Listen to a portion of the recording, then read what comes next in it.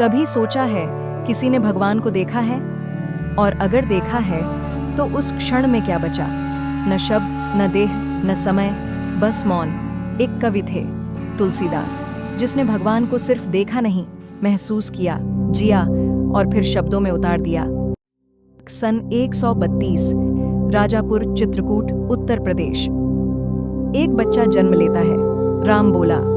लेकिन जन्म के कुछ घंटे बाद ही माँ चल बसती है।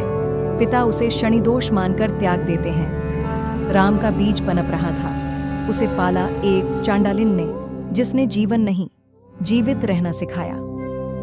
एक दिन एक संत, नरहरिदास कौम, उस बालक को देखते हैं। राख से सना, भूखा, पर आंखों में कोई अलग सी चमक थी। संत कांप उठते हैं। ये कोई साधारण आत्मा नहीं है।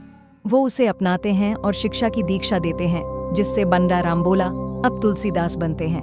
वेद, उपनिषद, पुराण सब सिखाया जाता है, पर भीतर है सिर्फ एक मंत्र बसता है, राम। एक दिन तुलसीदास अपने गुरु से पूछते हैं, गुरुजी, सबसे बड़ा ज्ञान क्या है?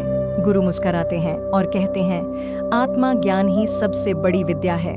जिस दिन व्यक्ति अपने भीतर ईश्वर को देख ले, वहीं से सच्ची यात्रा शुरू होती है। समय बीता और उनका विवाह हुआ। रत्नावली एक सुंदर और तेजस्विनी स्त्री, पर तुलसीदास ने उसमें अपना संसार देख लिया और मोह को भक्ति समझ बैठे। एक रात रत्नावली मायके चली गईं। बारिश की रात थी, गंगा उफान पर थी, पर तुलसीदास का मन नहीं माना। कांपते पांव, भीगे वस्त्र, तेज हवा और अंधकार के बीच वो गंगा के किनारे पहुंचे, लेकिन वहां ना नाव थी, ना नाविक। फिर भी वो रुके नहीं। उन्होंने एक मल्लाश का सहारा में लिया और उसी पर बैठकर गंगा पार। दूसरी ओर रत्नावली के घर पहुंचने पर भी द्वार बंद था और रात घेरी, चारों तरफ सन्नाटा था।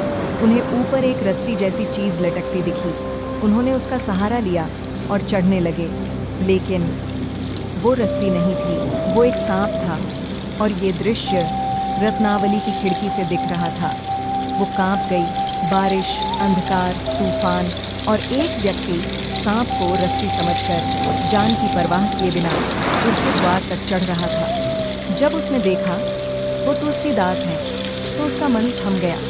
तुलसीदास सामने खड़े थे, भीगे हुए, कांपते हुए, आंखों में एक पागलपन, जैसे दुनिया का हर नियम तोड़कर सिर्फ उसे देखने आए हों। वो प्रेम नहीं था, वो करुणा थी, वो विस्मय नहीं, वो आत्मा की पुकार थी। रत्नावली ने देखा और फिर एक वाक्य बोला, इस नस्वार शरीर से कितना मोह